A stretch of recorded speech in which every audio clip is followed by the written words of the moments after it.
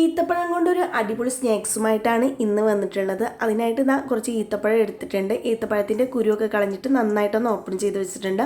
ഏതെങ്കിലും ഒരു നട്സാണ് ഉപയോഗിക്കേണ്ടത്. ഞാനിവിടെ ബദാമാണ് എടുത്തിട്ടുള്ളത്. അരക്കപ്പളവിൽ തേങ്ങ ചിരുവതും കുറച്ച് ബ്രെഡ് ക്രംസും ഒരു അരക്കപ്പളവിൽ മൈദയും കൂടി മാറ്റി വെച്ചിട്ടുണ്ട്. ഇനി എങ്ങനെയാണ് ഇത് റെഡിയാക്കി എടുക്കാൻ നോക്കാം. ആദ്യം ഒരു ബാറ്റർ തയ്യാറാക്കണം. അതിന് വേണ്ടിയിട്ട് നമ്മൾ എടുത്ത് വെച്ച മൈദ മുഴുവനായിട്ട് ഇട്ട് കൊടുക്കുക. അതിലേക്ക് കുറേശ്ശെ വെള്ളം ഒഴിച്ചു കൊടുക്കുക കേട്ടോ. കുറേശ്ശെ വെള്ളം ഒഴിച്ചു കൊടുത്തിട്ട് നന്നായിട്ട് തന്നെ മിക്സ് ചെയ്തെടുക്കുക. ഒട്ടും കട്ടയൊന്നും ഇല്ലാതെ നന്നായിട്ട് മിക്സ് ചെയ്തെടുക്കുക. നമ്മൾ ഇതൊരു കോട്ടിങ് കൊടുക്കാൻ വേണ്ടിയിട്ടാണ്. അപ്പോൾ വെള്ളം ഒന്നും ഏറരുത് കേട്ടോ. അപ്പോൾ നന്നായിട്ട് മിക്സ് ചെയ്തെടുത്തിട്ട് ഈ ഒരു രീതിയിൽ ആവുന്നത് വരെ മിക്സ് ചെയ്താൽ മതിയാവും കേട്ടോ. ഇനി നമുക്ക് ഈ ഒരു മൈദയുടെ കൂട്ട് ഒന്ന് മാറ്റി വെക്കാം. ഇനി നമ്മൾ എടുത്തു വെച്ച് ഈത്തപ്പഴം എടുക്കുക. അതുപോലെ തന്നെ ഏതാണോ നിങ്ങളെ കയ്യിൽ നട്സെങ്കിൽ അതും തേങ്ങ ചിരിവതും കൂടി എടുക്കുക കേട്ടോ. അപ്പോൾ ഞാനിവിടെ ബദാമാണ് ഉപയോഗിക്കുന്നത്. നിങ്ങൾക്ക് വേണമെങ്കിൽ വേറെ ഏത് നട്സ് വേണമെങ്കിലും ഉപയോഗിക്കാവുന്നതാണ് കേട്ടോ. അതിനുശേഷം നമ്മൾ തേങ്ങ ചിരുവിയത് മുഴുവനായിട്ട് ഓരോ ഈത്തപ്പഴം ഓപ്പൺ ചെയ്തതിലേക്കും അത്യാവശ്യം നല്ല രീതിയിൽ തന്നെ നിറച്ച് കൊടുക്കുക. അതിനുശേഷം ഏതാണോ നട്സ് നിങ്ങളെ കയ്യിൽ നിങ്ങൾ ഉപയോഗിച്ചിട്ടുള്ളതെങ്കിൽ ആ നട്സ് വെച്ചിട്ട് ഇതുപോലെ കവർ ചെയ്തിട്ട് നന്നായിട്ട് പ്രസ് ചെയ്ത് കൊടുക്കുക കേട്ടോ. നന്നായിട്ട് പ്രസ് ചെയ്തിട്ട് എല്ലാ ഭാഗത്തും നന്നായിട്ട് പ്രസ് ചെയ്യണത് എന്തിനാണെന്ന് വെച്ചാൽ നമ്മളത് കോട്ടിങ് കൊടുക്കുമ്പോൾ തേങ്ങയൊന്നും പുറത്തേക്ക് വരാതിരിക്കാൻ വേണ്ടിയിട്ടാണ് ഇങ്ങനെ ചെയ്യുന്നത്. അങ്ങനെ എല്ലാം ഞാനിവിടെ റെഡിയാക്കി വെച്ചിട്ടുണ്ട്. ഞാൻ കാണിച്ചു തരാം. ഇപ്പോൾ കണ്ടോ, നമ്മൾ എല്ലാം റെഡിയാക്കി എടുത്തിട്ടുണ്ട്. ഇനി അതൊന്ന് മാറ്റി വെക്കാം. അതിനുശേഷം നമ്മൾ എടുത്തു വെച്ച മൈദയുടെ കൂട്ടുണ്ടല്ലോ, അതും ബ്രെഡ് ക്രംസും ഈത്തപ്പഴവും റെഡിയാക്കിയതും കൂടി മാറ്റി വെക്കാം. ഇനി ഓരോ ഈത്തപ്പഴവും നമുക്ക് ആദ്യം മൈദയുടെ മിക്സിയിലൊന്ന് മുക്കിയതിന് ശേഷം നന്നായിട്ട് തന്നെ മൈദ എല്ലാ ഭാഗത്തും ഒരു ടീസ്പൂൺ വെച്ചിട്ട് നന്നായിട്ട് ആക്കി കൊടുത്തതിന് ശേഷം നമ്മൾ ബ്രെഡ് ക്രംസിലേക്ക് ഇട്ട് കൊടുക്കുക.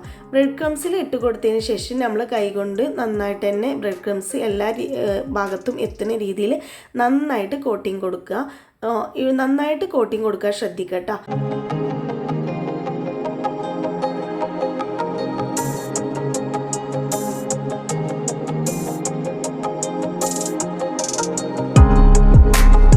ഇപ്പോൾ ഞാൻ നന്നായിട്ട് തന്നെ കോട്ടിങ് കൊടുത്തിട്ടുണ്ട്. ഇനി വീണ്ടും ഇത് മൈദയുടെ മിക്സിലേക്ക് ഒന്നും കൂടി ഇട്ട് കൊടുത്തതിന് ശേഷം നന്നായിട്ട് മൈദയുടെ മിക്സ് ഒന്നും കൂടി ഇതിന്മേ നന്നായിട്ട് ആക്കി കൊടുത്തതിന് ശേഷം വീണ്ടും ബ്രെഡ് ക്രംസിൽ ഇട്ട് കൊടുത്തതിന് ശേഷം വീണ്ടും ബ്രെഡ് ക്രംസ് ഇതിന് നന്നായിട്ട് കോട്ടിങ് കൊടുക്കുക കേട്ടോ.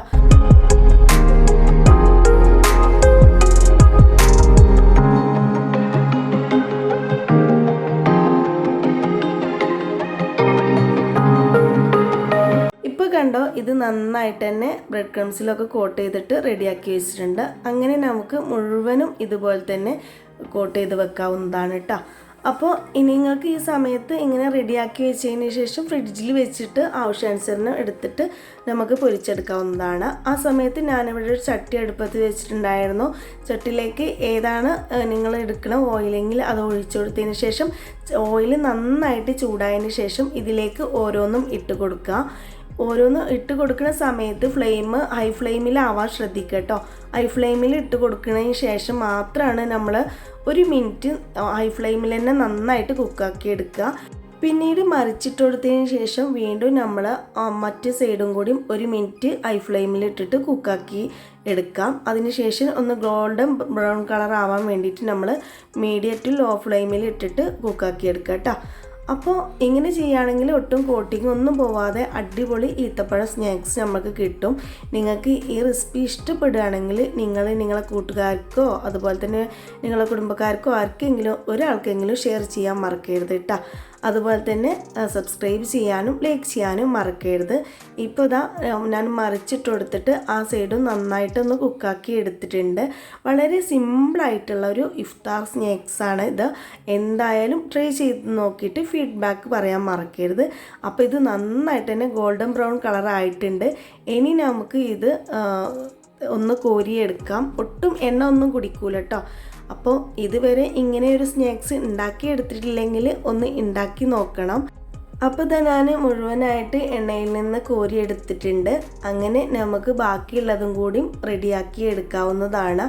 അങ്ങനെ എല്ലാം ഞാൻ റെഡിയാക്കിയിട്ട് ഒരു സെർവിങ് ബൗളിലേക്ക് മാറ്റിയെടുത്തിട്ടുണ്ട്. ഇതുപോലുള്ള റെസിപ്പിയുമായിട്ട് വീണ്ടും കാണാം.